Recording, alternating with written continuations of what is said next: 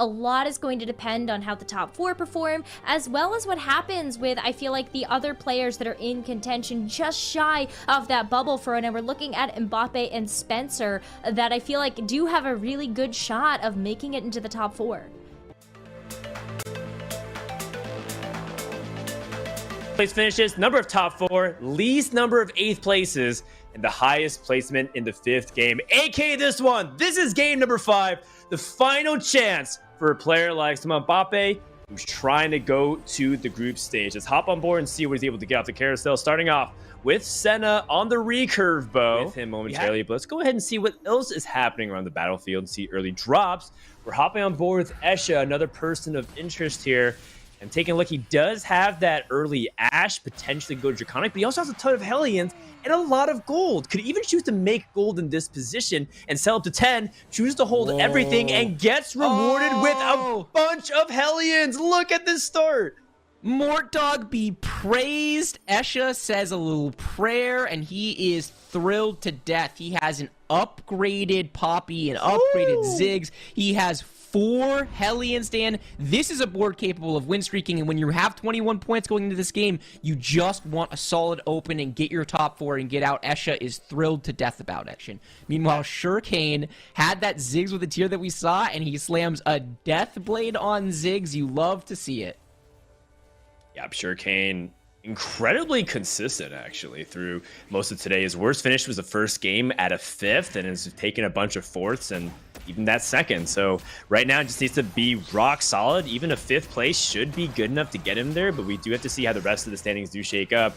And this is something that's a good testament to what you were saying, Bryce, is that Ziggs is really powerful for tempo, but you don't have to necessarily use just AP items. This is one of the coolest ways that you can start to choose to think about TFT, which is, do you have to use the suggested guidelines of what the champion is known to do? Just because Ziggs scales with AP doesn't mean that you can't play AD items on him. In fact, Ziggs has one of the highest attack speeds in the early game of any champion, and therefore you can actually utilize that to get some nice auto attack damage off that Death Blade. Rolls out, as we saw from Shurikane last game. Sometimes you just don't hit, even if you're supposed to hit. Sometimes you don't, and so I think staying with the Draven is correct from his spot. Meanwhile, Mbappe, in the exact opposite situation, he needs to play more first to Wraith, and so why not lean into reroll? He full sends on 3-2. He's able to upgrade this Yasuo, should be in a very strong position for stage 3. And now the question is, will he play this the same way as Shurikane and ultimately not hit? Because he needs to hit, Dan. If he doesn't get the Yasuo 3, there is no way this man is going top 2, and he needs to in order to have a good chance to advance.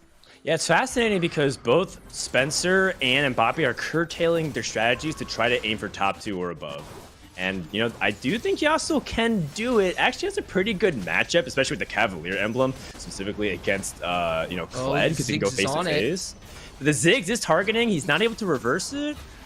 Oh, the last slash able to deal with the Ziggs just in time and secure the win over Escha, a player who is, of course, tied at that 21-point threshold. Or because he's so low on HP. What? And he is not trying to stabilize with a Ziggs. Meanwhile, Escha, who we talked about having multiple paths in either a Spellweaver tree, also another Vel'Koz? Are you serious right now, Mortdog? What is happening? Escha is just you know what? If the spectators want Escha to advance, let's just stay on his board. Every time we look at this man's board, good things are happening. If you want Escha to bump out, please move us on. Let's check out someone else. Yeah, I don't know if Mortdog pulled the lever or something. Obviously, so there's something in the water going on. We're going to hop on board with Spencer, who's streaking, opting not to pick up this Lucian, going for a level 5, playing 6 Redeem, clearly committing to some kind of AP. This has been a miniature revival of the AP tree to play on stage 3 in particular. Many people believe this is a much more consistent thing to roll for, especially if you go for a 3-2 roll down or you're trying to play tempo in general. And Spencer's showing you why that is. Just very durable. You don't really lose many fights convincingly. And that Sunfire Cape, combined with the resistances on Aatrox, is very, very powerful to stay alive for a big duration of the fight. Spencer looking very comfortable at the moment. Yeah, absolutely he is. I sounded the early sign of warning for Shurikane. I have to sound it for Incomplete as well. We said going into this game at 23 points, he just really needed to avoid disaster in order to be able to advance to tomorrow, and he did the exact opposite of what he's supposed to do in that situation. He wound up rolling, he winds up in a reroll composition of MF. He's relatively far behind the curve. He only has 60 HP. He can still hit and come back, but that is the type of composition that bottoms out and gets a last place or 7th place, which could be very scary if you're an Incomplete fan. Meanwhile, Spencer gets offered the glamorous gauntlet, leaning fully into an AP tree. There's a lot of different directions he can go, but for now, we're just playing tempo.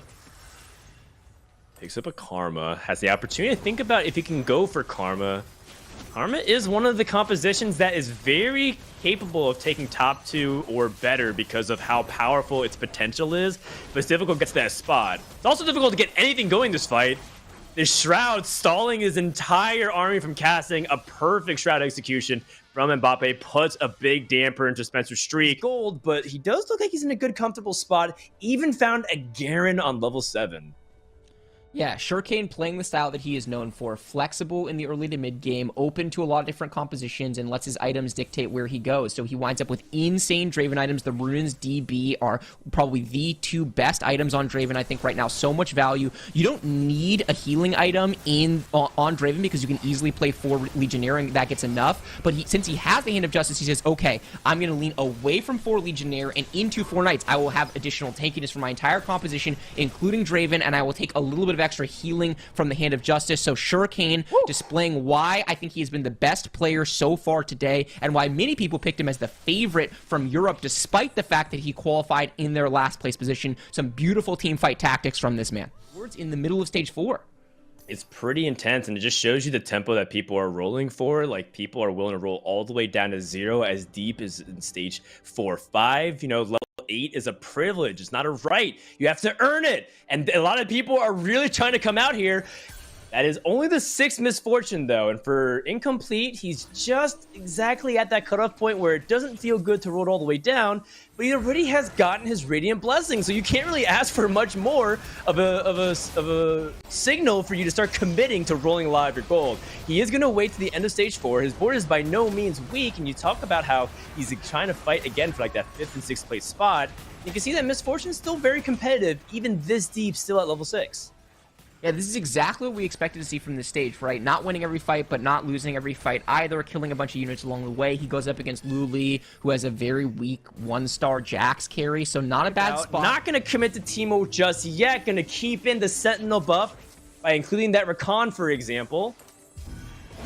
Wow. See if that's going to pay off. I'm not sure if that's going to do it. I personally feel like Teemo's a lot more valuable, but against this kind of board, does it even really matter that Misfortune 3 is just melting everything? And then Felix doesn't have time to really ramp up, and with no damage amplification, not able to get the snipe. Misfortune trying to restore her health through the spell vamp. And it's just gonna barely be enough. Nukumaru needling the situation here and just able to escape. Oftentimes that will wind up winning you fights. Going over to Mbappe, 44 gold to work with, 6 Yasuos. He's definitely helped by the fact that Incomplete decided to play Misfortune and has already pulled 9 3 costs out of the pool. Mbappe in a pretty good spot overall, choosing not to roll it down, willing to kind of greet it. And I like this play, Dan. He knows he needs to play for first, and so he's willing to see where this game takes him a little bit. He doesn't need to roll it down right away. Going up against Nukamura's board in a really good spot, well shrouded. That's right. Ideally able to get that Yasuo 3 and move up the vertical trade. He has a Nightbringer emblem. He has a Jax too. Everything is cooking here for Mbappe to try to see if he can qualify for day number 2.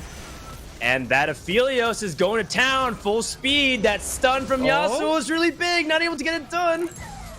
But 7th place if I'm Shurikane, particularly with how well everyone else is doing in the lobby. He could easily wind up getting passed by Mbappe or Spencer. Going up against Xenia, he's able to move his Draven over to the right side. It should be far enough away from the Rel that Rel's cast will not stun the Draven. Draven actually does get stunned on the very edge of that. I spoke too soon, and that is really bad. Lack of ramp up means that this Aphelios is going to get multiple casts off. The Draven is able to sustain with the Hand of Justice and the 2 Legionnaire trade, but there comes the Ash Arrow, and here comes the Aphelios cast to follow it up. Can Draven lifesteal enough to survive? It does for now. Another Ash Arrow. Oh my god, this fight is insane, Dan! Oh, Tyler, what is happening? Oh my goodness, how did he do that? Able to survive. Incomplete takes us 7th place. Oh my god, Incomplete takes Incomplete 7th is able to place. hit. Incomplete hits everything and still goes out in 7th place, and that could be a disaster. If Spencer and Mbappe are able to score enough points in this game, he could go from 1st place to out. Very unlikely based on who is remaining, but we have yet to see. And, you know, I'm going to add an addendum to it. I think Gwen carry needs sustain. It's not something that you would like to have. If you don't have it, speaking from firsthand experience, it's a rough time. A last-minute placement of Volibear. 3 items yet to be placed, can continue to actually wait to see if he needs the Guardian Angel on a specific unit. And here we go. A fight between 2 players who are trying to get their way into the top 4. And Yasuo immediately trying to cut through the back line. Both the carries just isolated from each other. And there's just not enough healing just from the Hand of Justice alone. The Guardian Angel is not enough. And I think we're just going to say goodbye to Spencer right here, right now. One of North America's players goes down yet again, just outside the top 4. Shurikane with another masterful top 4 performance and able to squeeze it out. We're down to our last 3 players, Rob and board Nukamuru. And so now the story becomes whether or not Mbappe can actually go even further beyond and find a way to secure his top 4 placement. Yeah, I believe with Esha, Shurikane, Nukamuru, all of whom had 21 points going in this game, they should have all secured their advancement to tomorrow. So this is just a really interesting situation where can either of them play spoiler? Mbappe really needs to score as many points as he possibly can. Is he able to leapfrog or at least tie Incomplete and take this to a tiebreaker? Yes. Mbappe with 2 wins is in really good position on the tiebreakers. So can he get the job done? Nakamura's board is really, really good. He has the Auction 2. It is wailing away in the back line, but the Yasuo is still alive, and this Yasuo is so good into the Auction because it has that Cavalier spat, so they are just going to dash after it. This is an easy fight win for Mbappe, and with Esha losing as well, Mbappe looks to be able to complete the journey then. Can this man go 1-8-1-8-1? And he'd be bumping another player from South America out, but there's only so many spots to go around. Let's hop on board with Esha, who has a capped version of the Spellweaver board, featuring Vel'Koz with that Spellweaver emblem on that Fiddlesticks. A very intimidating board. Goes to 9, just plays an extra redeemed unit, because that is often what you end up cutting in order for favor the 4 Spellweaver. A pretty interesting, full-centered line to try and fight Nukamuru, and this is a fight for potentially 2nd place here. It's really, really good positioning. The Vel'Koz is going to be able to cast directly into the Aphelios, and it full melted, Dan.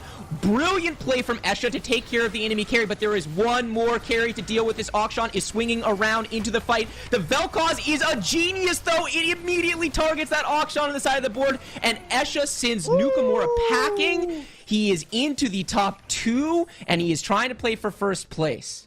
That's right, ending on the high note, but the job has been completed. It does not matter. Esha leading back, taking a moment, recognizing what he has achieved. The lone representative from Oceania is on your screen and able to get through the group stages, or rather the play-in group stages.